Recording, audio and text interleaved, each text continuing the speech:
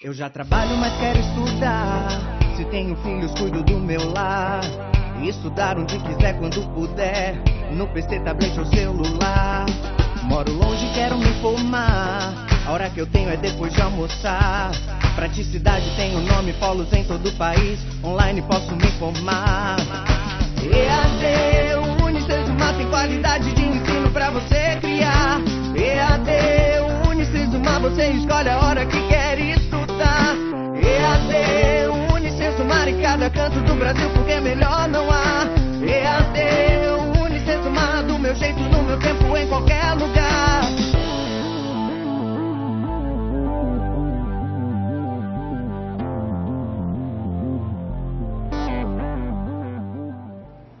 Meus queridos estudantes de teologia, aspirantes a bacharéis em teologia, que bonito nós estarmos aqui juntos, partilhando um pouco da Sagrada Escritura e fazendo o nosso grande estudo do grego e hebraico. Ao fazer o nosso estudo de caso, nós resgatamos toda essa grandeza que nós estudamos até então. Ao longo das nossas aulas, sempre tento junto com vocês ir identificando como o hebraico, e como o conhecimento de hebraico e do grego, eles têm uma incidência muito concreta na interpretação dos textos bíblicos. O caminho que nós fazemos de interpretação dos textos parte de diferentes análises. A primeira causa de análise, o primeiro momento da análise, busca identificar aquilo que o texto diz. Busca fazer uma série de críticas ao texto para entender como minuciosamente o texto tem um conjunto de sentidos que é despertado quando o leitor tira o texto do seu descanso. Então, esse trabalho nós chamamos de exegese, que é fazer sair o sentido do texto. Tá bem? É um trabalho bonito, às vezes duro, às vezes meio seco, mas a exegese ela nos prepara para que nós façamos duas interpretações do texto. Uma delas é a interpretação teológica, como nós chamamos, ou análise teológica. É uma hermenêutica do texto, uma interpretação do texto, que nós fazemos tendo como ponto de partida a nossa fé, o Deus que se revela em Jesus Cristo e que mostra um caminho de salvação para toda a humanidade. A partir disso, nós somos capacitados para fazer o que nós chamamos de análise hermenêutica.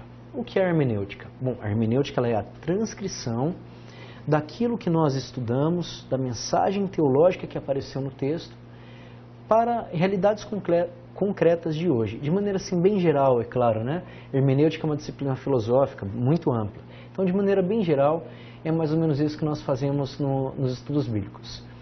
Claro que o final de um bom estudo bíblico, pelo menos para aquele teólogo comprometido com o trabalho pastoral, comprometido com a sua comunidade no qual está inserido, seja ela qual for, com o mundo, com preocupação social, o final do trabalho teológico, da análise de um texto bíblico, deve ser conhecer elementos que apliquem pastoralmente o texto que nós acabamos de ler. Isso é essencial. Por isso a proposta que eu trago nesse estudo de caso é a proposta de alguém que nos propõe uma pergunta sobre um salmo complicado. Por isso eu até coloquei como título, o título de um texto que eu escrevi sobre o Salmo 88, que diz o seguinte: minha companhia são trevas, o Salmo 88 e o culto em Israel. Qual que é o problema que nós teríamos que responder nesse estudo de caso? Imagine comigo. Se alguém chega e pergunta, se os salmos são um livro de oração de Israel, como alguém pode rezar um salmo como o Salmo 88, que não tem nenhuma expressão de confiança em Deus? O que você diria? Quando alguém chega e olha para um salmo, que aparentemente é um salmo quase que depressivo, o que você diria para essas pessoas? É importante então que nós comecemos a identificar como a exegese ela pode ser aprofundada a partir desses elementos do grego e elementos do hebraico, e como nesse caminho nós podemos chegar no sentido mais profundo do texto bíblico e uma interpretação um pouquinho mais aprimorada, tá bem? Para isso eu vou fazer aqui junto com vocês justamente um caminho exegético, fazendo em primeiro lugar a tradução do texto, identificando alguns elementos um pouco mais nevrálgicos, mais complicados na tradução. Depois, junto da tradução, da discussão da Escritura, nós vamos discutir ali alguns elementos da teologia, para que lá ao final nós também façamos uma aplicação pastoral do nosso texto, tá bem? Quero convidar você a vir junto comigo. Te faço um pedido, se possível. Tome a sua Bíblia para que você possa comparar a sua tradução com a tradução que eu vou propor para você, tá bem? Vamos começar então. Antes de nós entrarmos na tradução, é importante que a gente faça a problematização. Por que é importante estudar o Salmo 88 para responder a essa questão de um fiel que chega e diz, por que ele existe na Bíblia se o Salmo é oração? Por que eu rezo uma oração que parece que não tem muita esperança? Vamos dar uma olhada. Em primeiro lugar, o Salmo 88 ele é um salmo ímpar na Bíblia hebraica. Diferente, certamente diferente de todos os salmos. Ele se destaca porque ele tem algumas características estilístico-literárias que outros salmos não têm. Ele tem, por exemplo, alguns elementos que seriam tipos das lamentações que estão ausentes, simplesmente ausentes. Tem algumas características também de estilo que são interessantes, como, por exemplo, terminar com um final trágico, um final negativo. Minha companhia são trevas. Esse é o final do salmo. Pelo seu conteúdo, é um conteúdo forte, vigoroso, com imagens de morte. Pela sua teologia, é uma teologia bastante retributiva, ao que parece, mas também é um homem perplexo, porque a retribuição parece que não funciona para ele. É forte pelas imagens que ele usa, expressões que são muito vigorosas, expressões de dor, de sofrimento, de terror. E também, claro, pelo vigor com que o orante interpela a Deus. O orante coloca Deus na parede, entre aspas, e diz, olha, por que isso está acontecendo comigo? Mas com um vigor diferente de outros salmos de lamentação individual. Importante que nós conheçamos, ok? Certamente o Salmo 88, no conjunto do Saltério, ele é o salmo que tem um lamento angustiado, que tem a solidão presente em dois momentos do salmo, e sem dúvida ele é o salmo mais triste do conjunto do Saltério.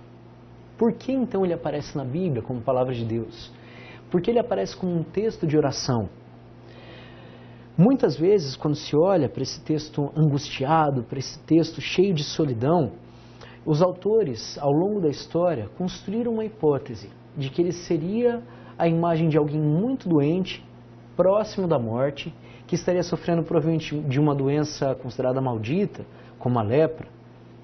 Então, a partir de diferentes propostas teóricas, se imaginou que era um homem doente. Entretanto, a gente vai precisar analisar o texto para ver se o texto de fato traz características de doença ou se ele fala de outro tipo de morte, que não a morte física. A gente vai descobrir que talvez o caminho seja outro.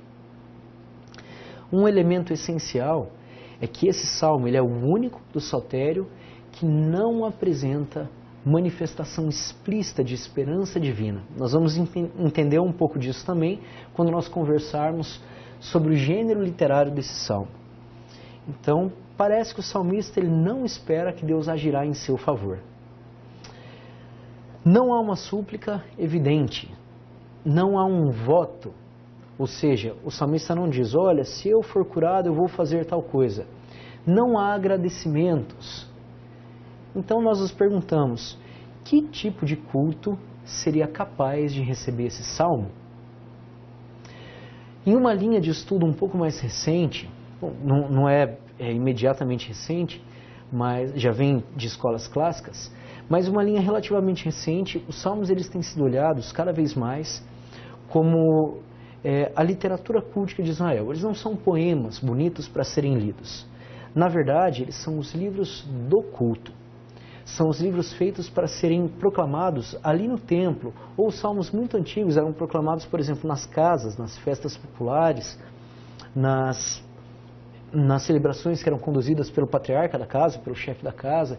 Então aquele era o momento em que se rezavam salmos, se celebravam salmos, e eles eram usados naturalmente, claro, para se dirigir a Deus. Por isso entramos no Salmo 88, na tradução dele. Eu vou propor aqui para vocês uma tradução, e vou sempre conferir com a Bíblia Almeida, que eu sei que é uma Bíblia muito popular no nosso meio. Existem, claro, diferentes traduções, por isso eu quero convidar você, se você puder, tome a sua Bíblia, dê um pause aí no vídeo, tome a sua Bíblia para que a gente faça juntos essa tradução. Pode ser? Vamos lá então comigo conhecer o primeiro versículo, dentro da minha proposta de tradução. O versículo 1 diz: Canto, salmo dos filhos de Coré, ao mestre de canto, al-Malahat Leanot, poema de Emã, o Esraíta. Vamos ver aqui como a Bíblia Almeida traduziu. Eu vou lendo a Bíblia Almeida e quero convidar você a ir conferindo.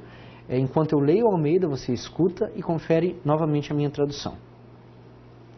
Cântico, salmo dos filhos de Corá, ao mestre de canto, para ser cantado com cítara. Salmo didático de Emã, Esraíta. Já deu para perceber que existem grandes diferenças, não é mesmo? Diferenças que são bastante importantes. Gostaria de destacar duas delas que aparecem aqui no nosso texto. Você deve ter percebido que na tradução do primeiro versículo, eu não decidi... Espera aí, que eu preciso selecionar a canetinha. Decidi não traduzir duas expressões. Al-Mahalat, Leanot. Essas traduções, eu preferi permanecer com elas no hebraico. O título dos salmos, nós podemos chamar tanto de título como de superscrição, porque eles aparecem acima da oração. Eles dão uma série de indicativos. Aqui a gente já fala um pouquinho também da teologia do texto. Dão uma série de indicativos. Essas superscrições, dificilmente elas são essencialmente históricas. Isso os estudiosos têm falado muito já nos últimos anos. São superscrições feitas indicando acompanhamentos musicais, indicando ocasiões em que o salmo deve ser rezado, ou indicando a autoria do salmo. Tá bem? A nossa superscrição, ela indica esse verbete hebraico. Veja só, acompanhe comigo. Al-Mahalat. Al-Mahalat. O Al-Mahalat é uma designação do salmo. É muito difícil fazer uma tradução desse texto, desse termo, porque não é um termo que aparece na Bíblia.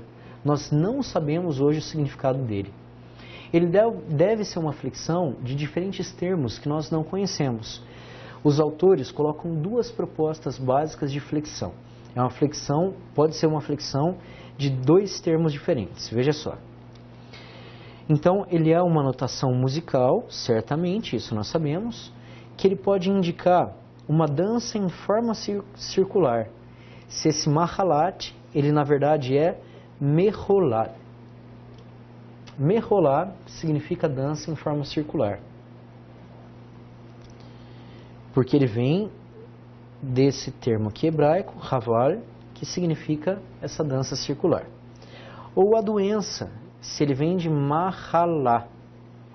Agora percebam que nem esse termo e nem esse termo é igual a esse que aparece. Como nós não conseguimos identificar, fica-se a dúvida e ficam duas opções possíveis para o tradutor.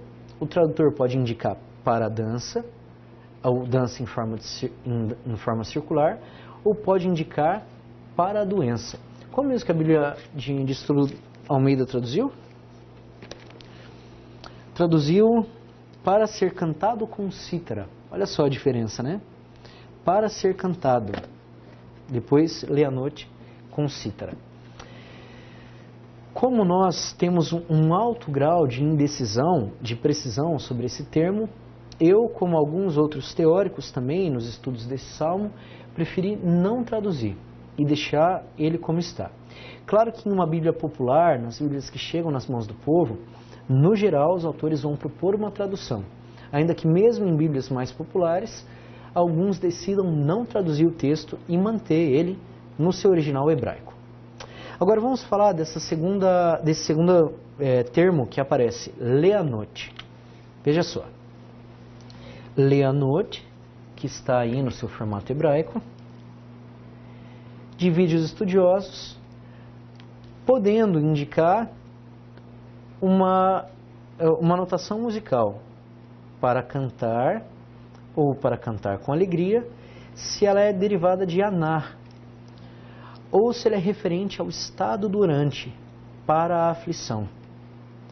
Claro que aqui, dependendo da proposta que foi feita inicialmente para o al-mahalat, se vai pensar no leanot. Se lá no al-mahalat alguém decidiu colocar para a doença, necessariamente ele vai indicar também para a aflição no leanot, tá bem? Mas só para que vocês saibam, nós não conseguimos identificar se de fato é para a doença e se de fato é para a aflição. Esses termos ficam aqui em aberto para nós, tá bem? Vamos para o segundo versículo.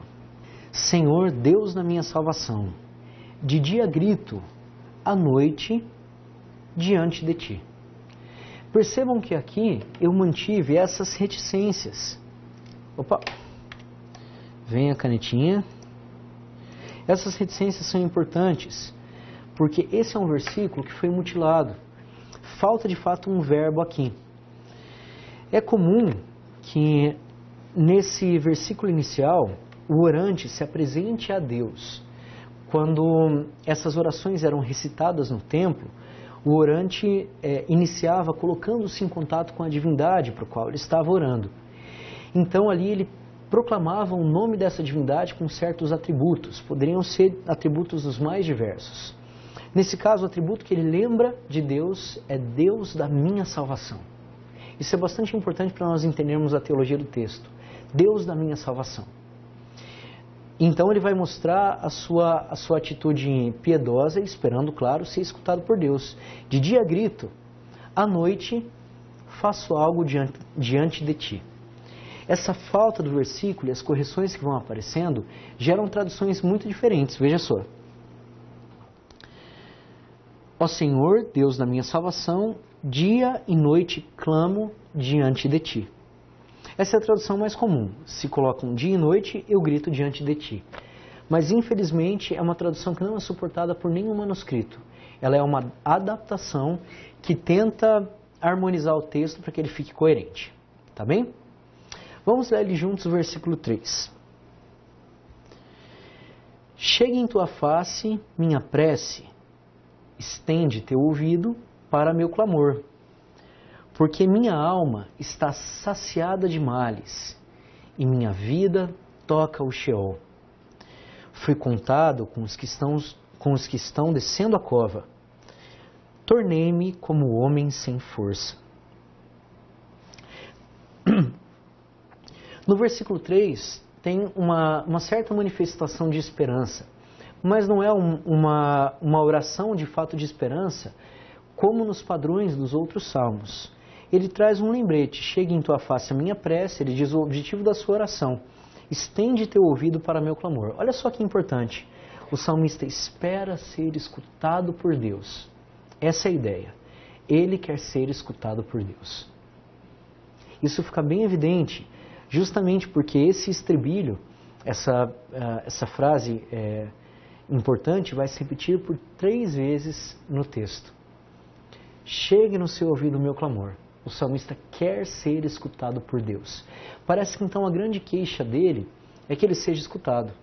Parece que o que faz ele sofrer é não ser escutado por Deus.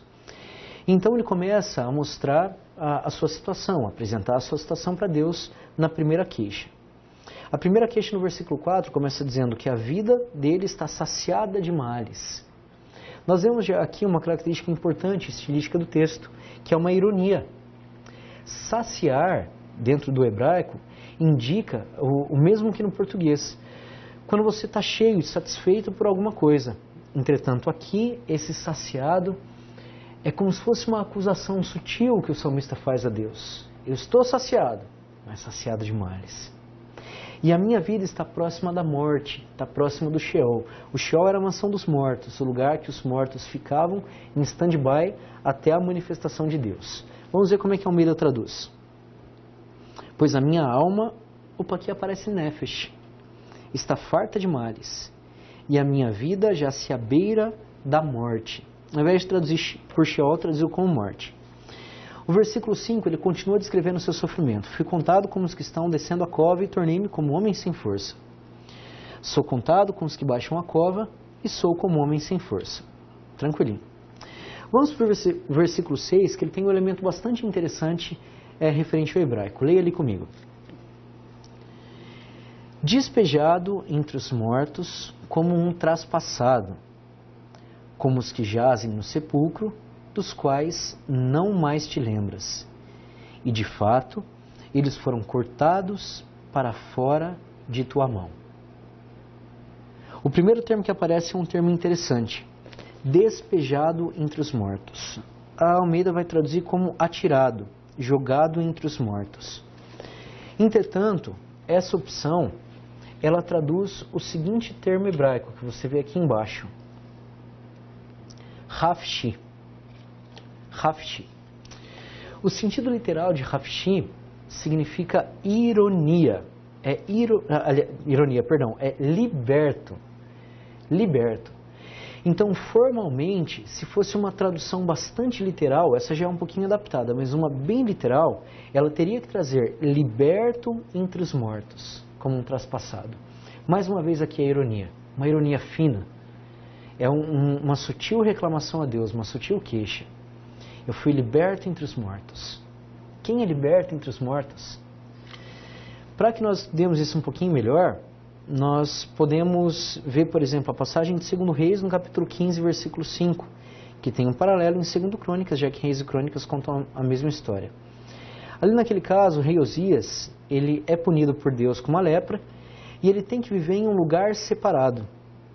E ali existe um termo chamado Beit Hafshit, que tem um significado duvidoso.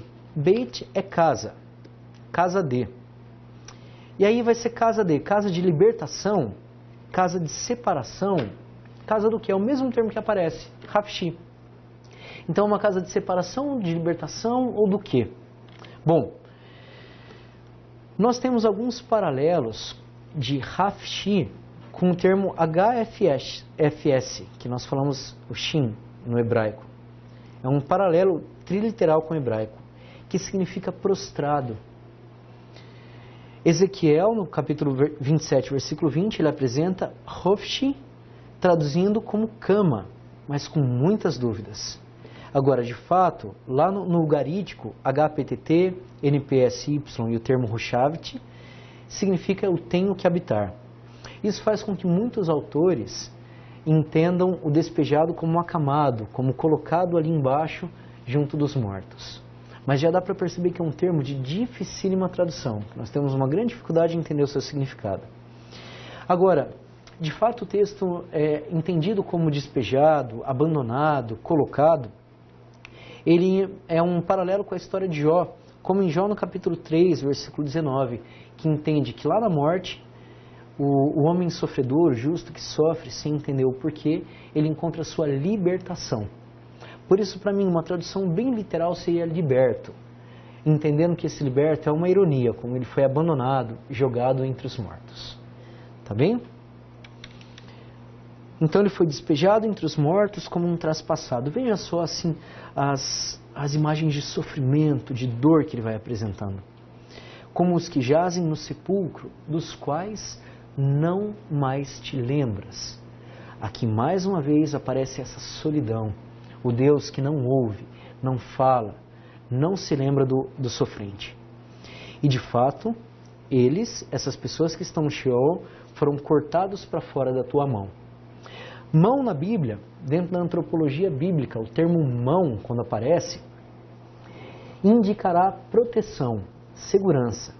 Quando a mão de Deus pousa sobre o homem, o significado é a proteção de Deus que pousa sobre o homem. Então, quando o homem é cortado para fora da mão, ele é cortado da relação com Deus. Veja só aqui o que, em última instância, gera a revolta no salmista. O salmista diz, eu estou como aqueles que estão mortos, como aqueles que estão no Sheol. Eu estou sem relação com o Senhor. Eu estou sem relação com Deus. Eu fui cortado para fora da sua mão. Vamos continuar no versículo 7.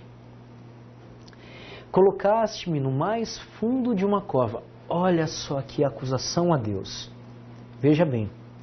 Agora, ele fala com Deus de maneira direta. Quem é o culpado por essa situação? Deus.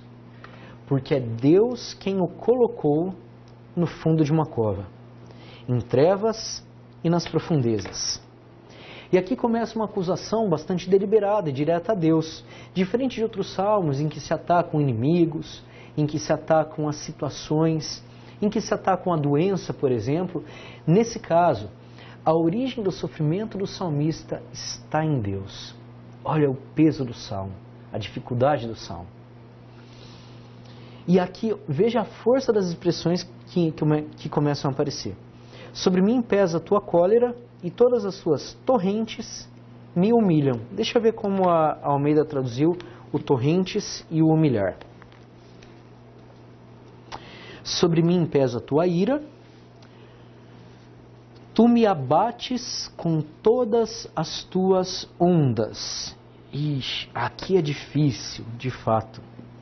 Essa torrente é o termo hebraico que você vê ali embaixo, mishvar, que se refere às ondas do mar, mas não é a onda passando tranquila ali no mar. É a onda no momento em que ela quebra no mar, em que ela se choca. Agora pensem comigo como nós vamos traduzir isso para o português. Todas as tuas ondas se quebrando, é muito difícil de entender, né? Mas aqui o salmista, ele sente a força de uma onda que bate no mar, que quebra o mar, que golpeia a água. É como se Deus viesse como uma onda, crescendo gigante e baixasse com toda a sua força sobre a vida do salmista. É a força do sofrimento, é o peso que ele sente. E depois esse termo humilhar, é um termo difícil, é um termo com uma carga afetiva e emocional bastante grande. Anar. Ele é de tradução incerta, mas ele deve indicar oprimir com violência. E para que vocês tenham uma ideia, ali em Gênesis, no capítulo 34, versículo 2, ele é usado no mesmo modo hebraico, no piel, que é a conjugação, para indicar a violência sexual contra uma mulher. Claro, aqui a acusação não é que Deus esteja fazendo uma violência sexual, mas aqui é que Deus está atingindo o homem com tanta força, com tanta dureza, que é como se ele sentisse a violência de Deus que está chegando na sua vida. Peso do salmo. Versículo 9, ele vai chegando no final dessa primeira parte, onde ele vai mostrar qual é o fruto desse afastamento de Deus. Ele diz: Deus, você se afastou, você me trata como se eu tivesse morto, e agora os meus conhecidos também se afastaram de mim. Agora ele reclama da sua solidão. Veja ali. No versículo 9. Afastou para longe de mim meus conhecidos. Tornaste-me abominável para eles. Estou preso e não posso sair. Meu olho definha pela aflição. Invoco a ti, Senhor, todo o dia. Estendo minhas mãos para ti. Beleza, paramos aqui um pouquinho. Então, a grande acusação que o salmista faz em primeiro lugar para Deus é essa. Você se afastou de mim. Em consequência disso, também as pessoas se afastaram de mim. E agora estou solitário. E quando me veem, eu sou abominável. E eu não posso sair dessa situação. Então aqui a minha vida começa a se acabar. O olho definhando, a visão se fechando, na Bíblia, especialmente na literatura sálmica, significa a morte. Então ele diz: eu sinto como se eu estivesse morto. Mas percebam, gente, que até esse momento, em nenhum lugar, o salmista fala de doença, fala do corpo, ou fala de algum sofrimento. Qual é a queixa que ele faz? Deus me abandonou e os meus amigos, aliás, os meus conhecidos, também me abandonaram. Agora entramos em uma segunda seção do texto, em que aqui sim vem acusações fortes contra Deus em forma de pergunta. Então o salmista mostrou que ele está se sentindo morto. E agora ele vai dizer o que é a condição de um morto, acusando a Deus. Veja comigo. Versículo 11. Para os mortos fazes maravilha? As sombras se levantam para te louvar? E aqui tem uma anotação de pausa, sei lá. É anunciada a tua bondade no sepulcro, tua fidelidade no reino dos mortos? É conhecida na treva a tua maravilha e tua justiça na terra do esquecimento? Olha só que forte, gente, essas perguntas retóricas que o salmista faz a Deus. Aqui o salmista entra no mundo dos mortos. Ele está dizendo: olha, Deus, eu estou como se estivesse morto. Por quê? Porque lá na terra dos mortos não tem maravilha de Deus, não tem louvor, não tem anúncio da bondade, não tem fidelidade. Mais uma vez a maravilha aparece e a justiça. Ou seja, o homem diz que mesmo em vida, ele experimenta essas desgraças que acontecem para aqueles que estão mortos. Em vida ele está longe de Deus e está longe do culto. Se as pessoas se afastaram dele, significa que ele está em algum estado de impureza. E se ele está longe do culto, ele não pode voltar à sua intimidade com Deus. Por isso a experiência que ele faz é essa: eu me sinto como se eu tivesse morto. E os mortos, Deus, não se relacionam contigo. Vamos para o versículo 14. Mais uma vez aparece uma anotação da posição do homem diante de Deus. Mas eu clamo auxílio a ti, Senhor, que de manhã minha oração chegue a ti. Mais uma vez, o salmista se lembra que ele ora. E qual é o intuito dessa oração? Que a oração que ele faz chegue a Deus. Mais uma vez ele pede: Deus, me escute, me escute. A sessão seguinte, a terceira sessão do Salmo, se abre no versículo 15 com um termo um pouco mais forte, com um termo mais duro, que é o termo lamá. Lamá é um porquê, mas um porquê com carga emocional. O próprio Jesus, na cruz, ele é desenhado orando um salmo, Salmo 22, que nós conhecemos porque ele tem perguntas muito parecidas com o Salmo 88. Lamá, lamá, Eloi sabachthani. Meu Deus, por que me abandonaste? E aqui o Salmo continua, os Salmos de Coré, ou Corá, tem essa dimensão. E aqui ele continua com esse lamá, que aparece aqui no porquê. E aqui sim a acusação é direta a Deus. Por que, Senhor, você rejeita a mim e esconde tua face de mim? Por que, Senhor, rejeitas a mim, escondes tua face de mim? Sou pobre e moribundo desde a infância. Suportei teu terror, estou esgotado. Essa palavra esgotado, que aparece aqui no hebraico, afuná, ela é um apax. Afuná só aparece uma vez na Bíblia, por isso a gente chama isso de apax legumenon. Apax legumenon são as palavras que elas não aparecem em outros momentos na Bíblia. Pelo contexto da frase, ela tem uma semelhança com a raiz fun. Então, no geral, a gente traduz por desfaleço, por me entrego. E aqui a gente traduziu por esgotado. Vamos ver como a Bíblia Almeida traduz. Afuná. Desorientado. Veja só que difícil traduzir termos que aparecem uma vez só na Bíblia, porque nós não temos parâmetro de comparação para tentar entender o que significam em um contexto um pouco mais amplo. Versículo 17. Sobre mim passou teu incêndio, teus terrores me aniquilaram. Cercam-me como água todos os dias, envolvem-me por completo. Mais uma vez o salmista faz uma descrição do seu sofrimento. E no versículo 19, a grande acusação. Deus, você afastou para longe de mim amigo e companheiro. Minha companhia são trevas. A dureza do final desse salmo. Termina dizendo simplesmente, minha companhia são trevas. Veja aqui, gente, no episódio mais dramático, no cume do salmo, no final dele, ele retoma aquilo que já havia sido dito na primeira parte do salmo. Ele está desolado, porque não tem ninguém. Deus se afastou e os amigos se afastaram. Se antes ele tinha dito, veja lá, afastou para longe de mim meus conhecidos, agora ele vai tornar mais íntima a acusação. Afastou para longe de mim amigo e companheiro. E quem é o novo companheiro dele? A palavra é a mesma no hebraico. Minha companhia são trevas. Olha que dureza, minha gente. Vamos tentar entender um pouco então desse salmo. A primeira parte do estudo de um salmo, depois da sua tradução, é discutir o seu gênero literário, ou seja, que tipo de salmo ele é.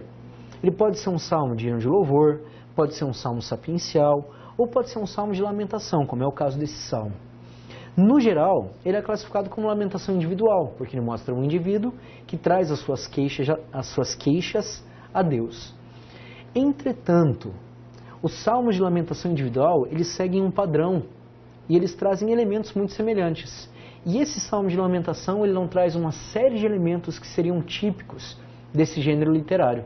Veja só quais elementos estão ausentes. Em primeiro lugar, a confissão de pecados. Não tem uma motivação pessoal para a sua tragédia, ou seja, ele não diz, perdão, Senhor, porque eu pequei, como acontece em muitos outros salmos. Não há um apelo explícito ou súplica de ajuda divina. Não há uma descrição de inimigos ou uma imprecação contra eles. Não há promessas de ação de graças, não há votos e não há agradecimentos antecipados. Todos esses elementos, minha gente, seriam comuns em um salmo de lamentação individual. No salmo de lamentação individual, em primeiro lugar, o salmista, o orante, ele tenta identificar a origem do seu mal, porque ele está sofrendo. Se for o seu pecado, ele confessa o pecado a Deus. Ou então, é sempre nos salmos, há de alguma forma um apelo, uma súplica pela ajuda divina. Isso é típico dos salmos de Coré. Por exemplo, o Salmo 22, que é o salmo que nós atribuímos a Jesus na cruz, que nós identificamos como orado por Jesus na cruz, ele é um salmo que tem reclamação que Deus abandonou. Mas claro que junto da queixa existe a mostra da confiança impressionante a Deus, é um salmo de confiança. O lamento na Bíblia é esse choro por aquilo que está acontecendo, mas é esse grito de confiança, dizendo que o salmista sabe que Deus irá intervir. Nesse caso, não há.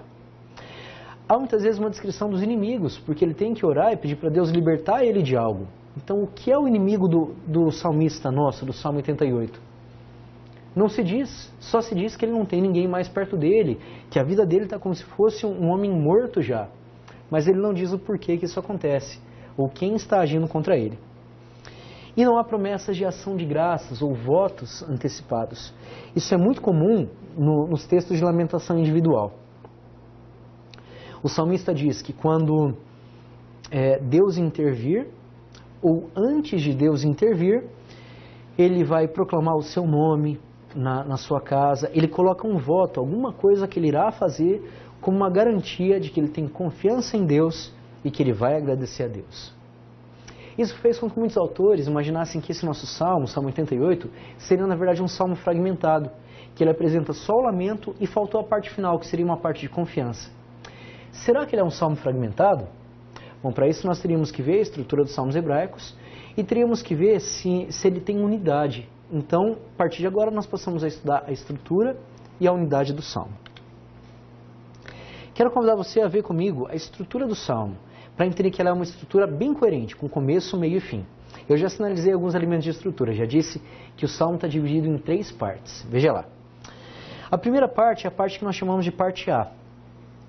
Essa parte está entre os versículos 2 e o versículo 10, que começa com a invocação inicial, que nós já lemos, né? Deus da minha salvação, dia e noite clamo, alguma coisa diante de ti. E a petição, escuta o meu clamor. Vem a primeira queixa, que ela é feita descrevendo o sofrimento, e depois acusando a Deus e constatando que ele estava sozinho, ou que os seus companheiros o haviam abandonado. A segunda parte é aquela parte das perguntas contra Deus. Então ele se lembra da invocação que ele tinha feito e faz aquela grande acusação, que ele se sente morto e os mortos não têm contato com Deus. E a terceira parte, que nós chamamos de a linha, porque ela tem relação com a primeira parte, ela segue uma estrutura muito semelhante. A invocação, depois a queixa, que é feita questionando a Deus, acusando a Deus e constatando mais uma vez a solidão. Vejam só, na primeira parte, na parte A, nós tínhamos a queixa, a descrição do sofrimento, a acusação e constatação e uma invocação. A parte A linha tem também a invocação e a queixa nesse mesmo formato. Isso faz com que nós compreendamos que o Salmo Ele é um salmo com uma estrutura concêntrica, como nós chamamos. Ou seja, ela tem um centro e as duas partes marginais, elas estão em função do centro. E essas duas partes estabelecem relação entre si. Veja só, vou desenhar aqui uma estruturinha que acho que fica um pouco mais fácil de entender. Vamos de novo para a tela. Nós temos a parte A, o centro é a parte B e depois nós temos a parte A'. Isso indica que a parte mais importante, que tem a acusação mais aguda, é a parte B. E que a parte A e a parte A' estão relacionadas. Por isso, nós podemos dizer que ele é um salmo em formato AB'. Isso é bem típico dos estudos bíblicos. Trago esses elementos porque depois vocês vão encontrar eles nos comentários específicos de Bíblia. Tá bem? Quais relações que são estabelecidas entre A e A'?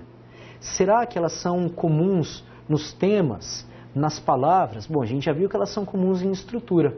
Vamos aprofundar um pouquinho disso? Eu trouxe aqui algumas tabelinhas que mostram como existem elementos temáticos comuns, tanto na parte A quanto na parte A'. Mas eu quero convidar você a olhar o seguinte. Sempre nessa terceira parte, na parte A', os elementos são aprofundados e ficam ainda mais críticos. Veja só. Então, tanto na parte A quanto na parte A', nós temos uma rejeição da parte de Deus. Na parte A, o salmista mostra sua situação com imagens do campo simbólico da morte. Os mortos não são lembrados por Deus e foram tirados da sua mão. Na parte A', o salmista personaliza o afastamento e acusa Deus de tê-lo rejeitado. Ou seja, tem relação aqui entre os dois. E antes foram cortados da sua mão, agora eles escondem a sua face. Depois, nas duas partes, há a descrição da força e da causa do sofrimento. Deus coloca em um sofrimento comparável a uma situação de trevas, no fundo da cova. O sofrimento, na segunda parte, tem uma dimensão ampliada. Ele não é estanque, não é de um momento, ele é vivido desde a infância, como um ataque do horror a Deus, de Deus, levando o orante a se sentir esgotado. Depois, a ira divina é mostrada em imagens naturais.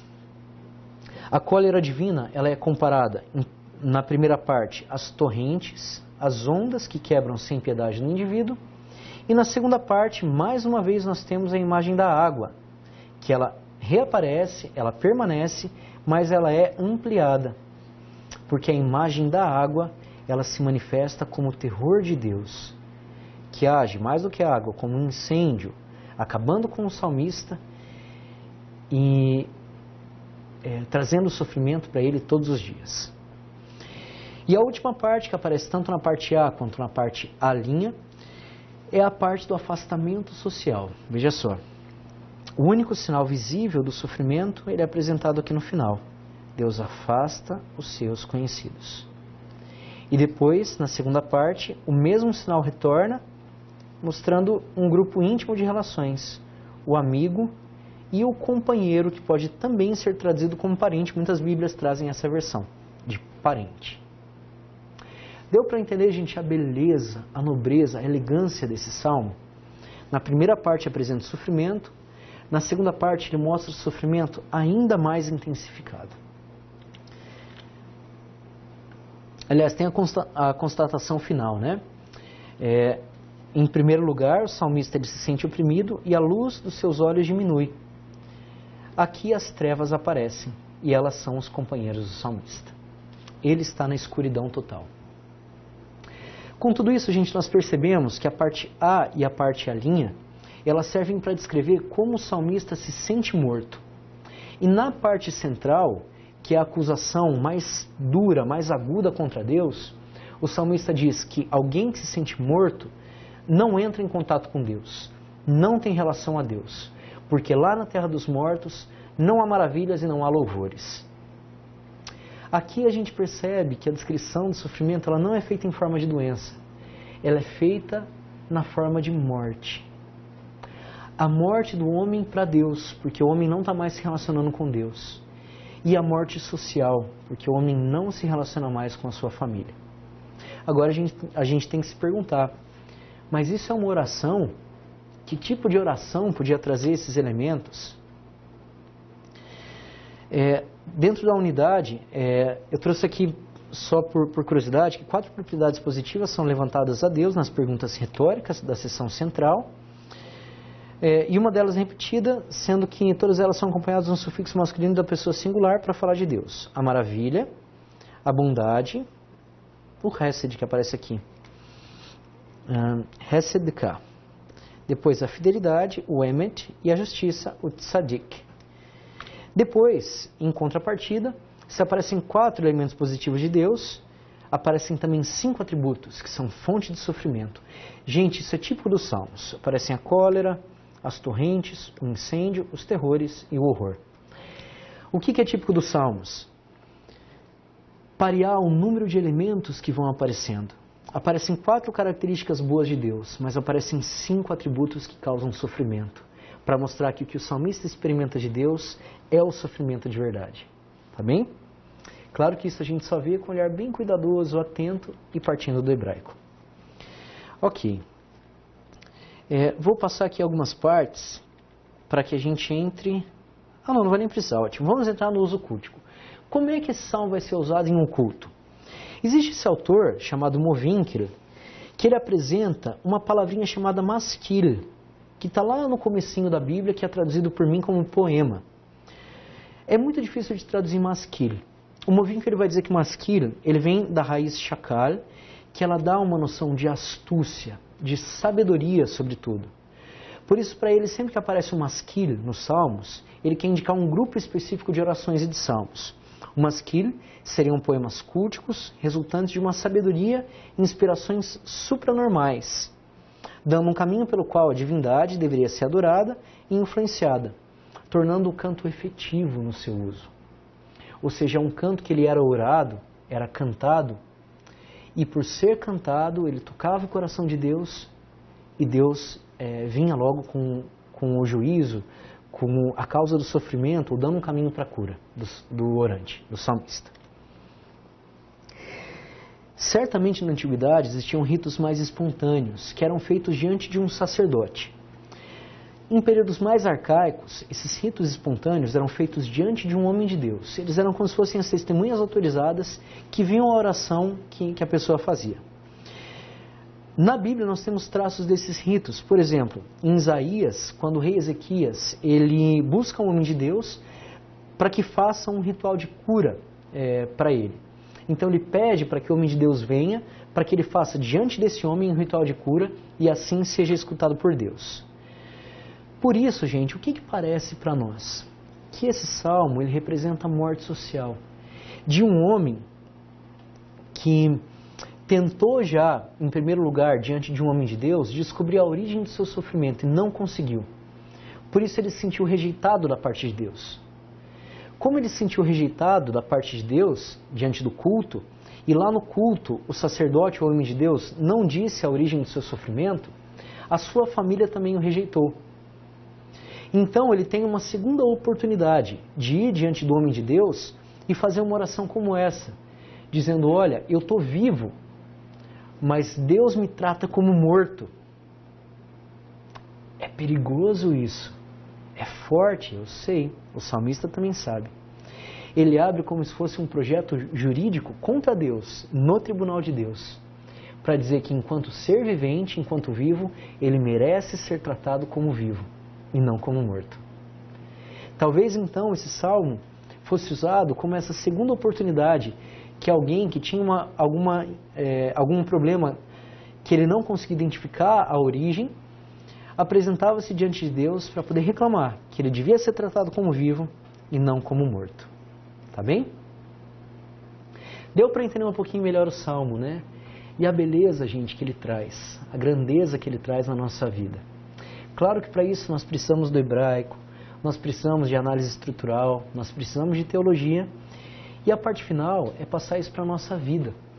Quando eu li esse salmo, eu fui provocado por um professor, um alemão, um baita, um professor de salmo, Erhard Gestenberger, para mostrar como esse salmo tinha algo a ver com o meu povo, para a América Latina. E quando eu pensei no salmo, eu pensei em como ele podia influenciar as pessoas que eu conheci nas minhas viagens missionárias.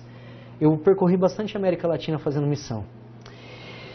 E ali eu escrevi aqui alguns elementos que eu queria trabalhar junto com vocês para entender como esse salmo ele mostra a espiritualidade do lamento, o grito que é dado para as pessoas. Para mim o Salmo 88 ele é o grito daqueles que perderam tudo. É aquele salmo forte, que tem muito sentido, que primeiro existe no interior do homem, para que depois ele saia como um voz. Para mim ele é o grito que sintetiza a história daqueles que não têm mais condições para a vida. E já não tem mais orações, não tem elementos para encontrar respostas, dizer eu estou sofrendo por causa disso, disso ou disso. O que eles têm é o seu lamento para colocar para Deus. Mesmo nos ritos religiosos, muitas vezes a gente não consegue encontrar apoio e suporte para ter mudança. Às vezes a dor é tão profunda que mesmo no rito religioso a gente não conseguiu ainda encontrar resposta. Por isso se trata não de uma melancolia consciente e conformada diante daquilo que acontece na vida, mas daquela tristeza desesperada de alguém que não se sente olhada por Deus e que está diante do mistério da existência. Por isso esse salmo ele traz a marca daqueles que não têm a quem recorrer, só a Deus. Porque os vínculos humanos já não podem ajudar e claro, na sociedade não há lugar para uma pessoa que sofre, para uma pessoa que é marcada por não ser ajudada por Deus. Por isso para mim o salmo dá voz para aquele que se sente morto mesmo vivo, esperando que Deus, pelo menos, escute a voz dele. Quando eu olho para a América Latina e lembro das minhas missões, essa espiritualidade do lamento desesperado e angustiado é a espiritualidade que eu vejo, que eu vi nos ribeirinhos que estão lá na Amazônia, lutando para viver, aliás, muito mais, lutando para sobreviver. Os jovens que estão nas ruas de Mérida, enquanto eles veem o gás passando, o ouro passando em forma de gás, pelos gasodutos de Tarija. Eu imagino que é nesse tom que as senhoras andinas lá de Quichua fazem as suas orações na língua que a gente não entende, no Quichua, no peruano, enquanto elas veem os peregrinos que vão passando, falando diversas línguas, tirando foto, pedindo para tirar foto com elas, vestidas em forma de cholita ali, e talvez ali é o lamento que elas fazem para Deus, esperando que Deus seja favorável a elas. Quando a gente entra em qualquer igreja na América Latina, a gente sempre vai encontrar uma capela, no geral, fechada, trancada. Mas do lado da capela trancada sempre vai ter uma mulher ajoelhada, geralmente com uma criança assim do lado, a criança nem entende muito bem, às vezes com uma vela na mão, pedindo para Deus, clamando em voz alta, pedindo para que Deus seja favorável a ela. Nesses lugares em que eu estive, certamente ali não tem muito espaço assim para a gente encontrar culpado, planejar mudança. Ali tem espaço para a gente reclamar para Deus, se lamentar.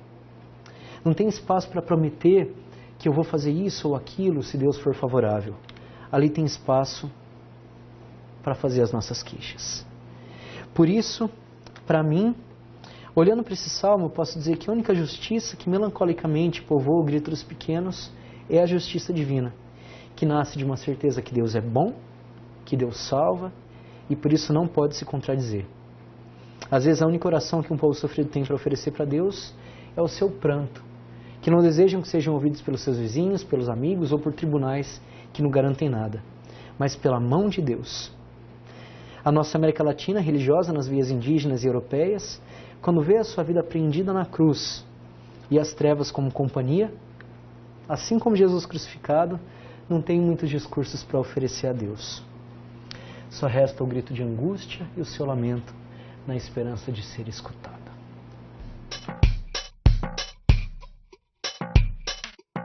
Eu já trabalho, mas quero estudar. Se tenho filhos, cuido do meu lar. E estudar onde quiser, quando puder. No PC, tablet ou celular. Moro longe, quero me formar. A hora que eu tenho é depois de almoçar. Praticidade tem o nome, polos em todo o país. Online posso me informar. EAD, o Unicesumar tem qualidade de ensino pra você criar.